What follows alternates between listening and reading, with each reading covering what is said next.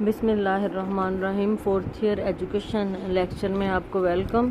Dear students, آج کا ہمارا ٹاپک جو ہے وہ ہے تدوین نصاب کی معاشرتی بنیادوں کے اہم عناصر. اس کے 2 پوائنٹس کل ہم نے ڈسکس کیے تھے، سماجیت اور سماجیت نو. سماجیت کسے کہا جاتا ہے کہ یہ ایک ایسا عمل ہے جس کے ذریعے افراد کو معاشرتی اعمال، افراد رویے اور اقدار جو ہیں وہ سکھائی جاتی ہیں جو کہ اس معاشرے میں اچھی سمجھی جاتی ہیں. دراصل یہی سماجیت کا عمل ہے، یعنی جو اس معاشرے کی، اس ماحول کی ویلیوز ہیں اس سے گزار کر اس کو معاشرتی مطابقت کے قابل بنانا. سماجیت نو ہم نے ڈسکس کیا تھا. اس میں یہ ہے کہ پہلے سے موجود جو آپ کے کرداری نمونے ہیں اس کو ترک کر کے نئی چیزیں سیکھنا، اس کو کہا جاتا ہے سماجیت نو، یعنی نئے سرے سے آپ کی سوشل ایڈجسٹمنٹ. آج کا جو ہمارا ہے وہ ہے شعور ثقافت، یعنی کلچرل اویئرنیس. اپنی ثقافت، اپنے کلچر کے بارے میں جاننا. دراصل ایک کلچر، ایک ثقافت جو ہے یہی ایک کو دوسرے سے، جس طرح نظریہ حیات ہے، یہ ساری چیزیں آپ کے نظریہ حیات کے تابع ہوتی ہیں. ایک دوسرے سے جو ہے وہ فرق جو ہے وہ اسی کلچر یا ان ویلیوز کا ہوتا ہے. ثقافت معاشرے کے اپنائے گئے اور منتقل شدہ رویوں اور کرداروں کا مجموعہ ہے، کیونکہ تعلیم کا ایک اہم کام یہ ہے کہ آپ کی اقدار اور روایات کو رسمی تعلیم اگلی نسلوں تک منتقل کرتی ہے. اس میں کیا ہوتا ہے شعور ثقافت میں؟ اس میں تمام نظریات، اقدار، رواج اور معاشرے کی تمام مصنوعات شامل ہوتی ہیں. کسی قوم کی نفرتیں ہوں، اس کی محبتیں ہوں، اس کے تعصبات بھی اس قوم کے کلچر کا حصہ ہوتے ہیں. ہر قوم کا تعلیمی نظام مادی ثقافت اور غیر مادی ثقافت کی حفاظت، تبلیغ اور اسے آئندہ نسلوں تک منتقل کرنے کا بندوبست کرتا ہے. مادی ثقافت وہ چیزیں جو کہ ہمیں نظر آتی ہیں، جیسے ہم کہتے ہیں کہ یہ شاہی قلعہ ہے، بادشاہی مسجد ہے. اس کے علاوہ اگر ہم ہڑپا کی تاریخ کو جاننا چاہیں، ہڑپا، موہنجودڑو، سندھ کی قدیم تہذیب جو ہے، یہ سارا کچھ کیا ہے؟ یہ مٹیریل ہے، یعنی جو چیزیں ہمیں کسی بھی چیز کو ہم دیکھ کے کہ ہماری ثقافت جو تھی وہ کلچر ماضی میں ایسا تھا. غیر مادی ثقافت میں آپ کے نظریات آ جاتے ہیں. نصاب بنانے والے مختلف جماعتوں کے نفس مضمون کے انتخاب میں ایسی سرگرمیوں کا بندوبست کرتے ہیں جس سے طلباء میں ثقافتی شعور پیدا ہو اور وہ اپنی ثقافت کے تمام پہلوؤں سے آگاہ ہو جائیں. قوموں کی زندگی اور تشخص ثقافت کی بدولت ہے. مخصوص جو کلچر کھونے سے کوئی بھی قوم اپنی انفرادیت کھو بیٹھتی ہے.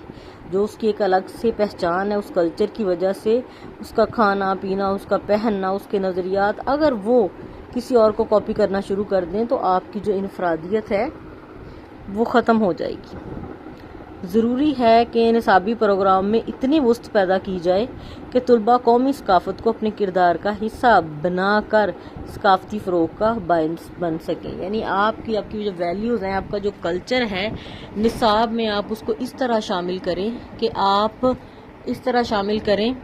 آپ کی جو نئی نسل ہے وہ اس قابل ہو کہ اپنے ثقافت، اپنے کلچر کو اپنانے میں فخر محسوس کرے. اگر ثقافت کے بارے میں آگاہی نہیں ہے تو آپ جو ہے بحثیت قوم، اپنی پہچان جو ہے وہ آپ کھو دیتے ہیں.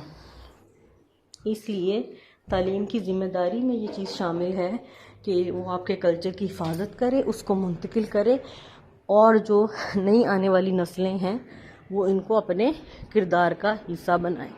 اگلا ہمارا جو پوائنٹ ہے وہ ہے جی سماجی تبدیلی، سوشل چینج. سماجی تبدیلی سے مراد وقت کے ساتھ ساتھ کرداری نمونوں میں، ثقافت اور اقدار میں تبدیلی ہے. صنعتی اور زرعی انقلاب نے دنیا کے معاشروں میں اہم سماجی تبدیلیاں پیدا کی ہیں. سماجی تبدیلیوں کا یہ سلسلہ کہیں نہیں رکتا. معاشرہ ایک جامد چیز نہیں ہے، کہ ایک ٹھہری ہوئی چیز نہیں ہے، بلکہ لیونگ آرگنزم ہے جس میں مسلسل تبدیلیاں آتی رہتی ہیں. اس تبدیلی کو محسوس کیے بغیر سماجیت اور سماجیت نو کا عمل ممکن ہی نہیں ہے. نصاب سازوں پر لازم ہے کہ وہ نصاب کو سماجی تبدیلیوں سے ہم آہنگ کریں تاکہ جدید معاشرتی چیلنجوں کے مقابلے میں طلباء کو تیار کیا جا سکے۔ سماجی تبدیلی نصاب کے نفس مضمون پر اثر انداز ہوتی ہے۔ مثلاً امریکہ میں شخصی آزادی کے حق میں قانون کی منظوری نے وہاں کے نصاب پر بڑا اثر ڈالا۔ نصاب سازوں کو نصابی پروگرام میں ایسی سرگرمیوں کا بندوبست کرنا پڑا جس سے شخصی آزادی کی راہ ہموار ہو، یعنی ان کو بتایا جائے کہ ہر فرد جو ہے وہ آزاد ہے، یعنی جو بھی اس کو تب رائٹس دیے گئے اس کو نصاب میں شامل کیا گیا تاکہ اس کے بارے میں آگاہی ہو سکے آپ کی جو نئی نسل ہے اس کو۔ اس دور میں شخصی آزادی کو معاشرتی اور قانونی قبولیت ملی، اس لیے وہ نصابی ضرورت بن گئی، اور اگر تعلیم اس سماجی تبدیلی کو اپنے اندر نہ سموتی تو تعلیم اپنے فرائض کی بجاوری میں کبھی بھی کامیاب نہیں ہوتی۔ آگے ڈسکس کرتے ہیں تدوین نصاب کی معاشی بنیاد سے کیا مراد ہے۔ معاشی بنیاد یعنی معاشی بنیاد کیا ہے کہ تعلیم کی معاشی بنیاد کا تعلق جو ہے وہ انفرادی اور اجتماعی معاشی ترقی سے ہے، یعنی ایک فرد اور قوم کی ترقی جو ہے اس کو تعلیم سے جوڑ دینا۔ جب ہم یہ بات کرتے ہیں کہ دنیا میں وہی ممالک ترقی یافتہ ہیں جو تعلیم کی دوڑ میں آگے ہیں، تو ہمیں تعلیم کو معاشی بنیاد فراہم کرنی ہوگی۔ وہ کیسے ہوگی؟ ہم نے اپنی تعلیم کو اپنے وسائل کے ساتھ جوڑنا ہے۔ ہمارے پاس جس قسم کے وسائل ہیں ہم نے ان کو کیسے بروئے کار لانا ہے، کیسے یوز کرنا ہے، ویسا ہم نصاب بنائیں گے۔ افرادی قوت کی فراہمی، مین پاور جو ہے، پروویژن آف مین پاور۔ ماہرین نصاب کو نفس مضمون کے انتخاب میں اس حقیقت کو پیش نظر رکھنا چاہیے کہ یہ نفس مضمون تربیت یافتہ افرادی قوت پیدا کر سکے گا یا نہیں۔ افرادی قوت کیا؟ ملک کے وہ افراد جو کہ ملکی ترقی میں اپنا حصہ ڈالتے ہیں، ہنرمند افراد۔ اور اگر آپ کے پاس افرادی قوت نہیں ہے، آپ کے پاس قدرتی وسائل ہیں، تو آپ اس سے استفادہ نہیں کر سکتے، اور اس لیے اس کا ہونا یا نہ ہونا آپ کے لیے برابر ہے۔ اور اس کی اگزامپل ان دفینوں جیسی ہوگی جو کہ خزانے زمین میں دفن ہے اور آپ نے اس کو اپنے کسی کام میں نہیں لے کے آئے۔ اگر ملک کی افرادی قوت غیر تربیت یافتہ ان پڑھ ہوگی تو ملکی ترقی کا عمل رک جائے گا، اور پھر جیسے جو بھی ہمارے پاس وسائل ہیں اس کو نکالنے کے لیے تعلیم کی ضرورت ہے۔ اگر ہمارے نصاب میں وہ چیزیں شامل نہ کی گئیں جس سے افرادی قوت ہمارے پاس آئے تو پھر وہ نصاب جو ہے وہ آپ کی معاشی بنیاد نہیں بن رہا۔ پیشہ ورانہ تربیت تعلیم کا فرض ہے کہ وہ نظری تربیت کے ساتھ ساتھ افراد کی پیشہ ورانہ تربیت کر کے انہیں مختلف پیشوں کے لیے تیار کریں۔ پیشہ ورانہ تربیت کے حامل افراد جیسے ڈاکٹر، انجینئر، سائنٹسٹ اور ٹیچر وغیرہ ملک کی ترقی میں اہم کردار ادا کرتے ہیں۔ جدید حالات میں ضروری ہو گیا ہے کہ تعلیمی عمل کے ذریعے افراد کو مختلف پیشوں کے لیے تیار کر کے معاشی ترقی کی راہ ہموار کی جائے۔ اب صرف نظری تعلیم سے قومی ترقی ممکن نہیں رہی۔ تربیت یافتہ ہنرمند افراد ہی ملکی ترقی کا باعث بن سکتے ہیں۔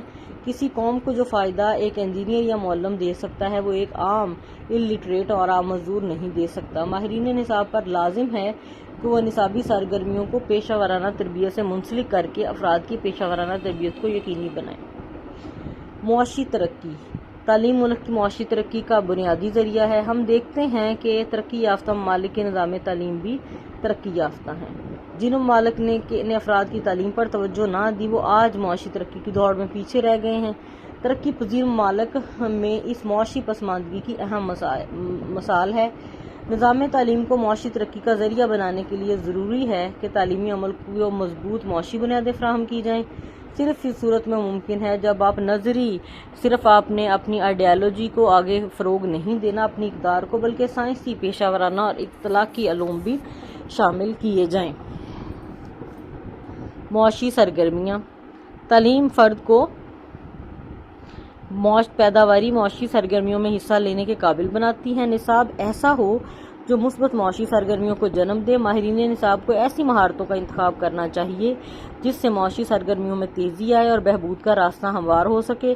ایک نظری تعلیم کا حامل شخص معاشی سرگرمیوں میں حصہ لینے سے قاصر رہتا ہے کیونکہ تعلیم اس کی معاشی تربیت نہ کر سکی۔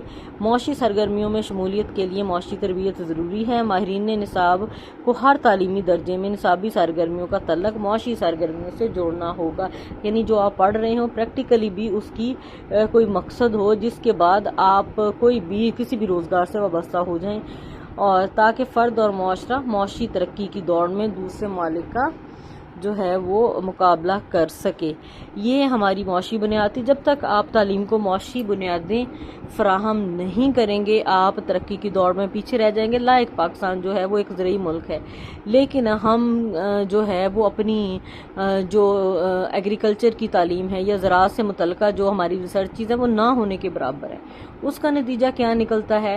نہ ہم نے صنعت میں ترقی کی، نہ ہم نے زراعت میں ترقی کی، اور اس وجہ سے جو ہے ہمارے مسائل جو ہیں وہ بڑھ رہے ہیں، اور ہمارے وسائل جو ہیں وہ ہم نے ان کو استعمال نہیں کیا۔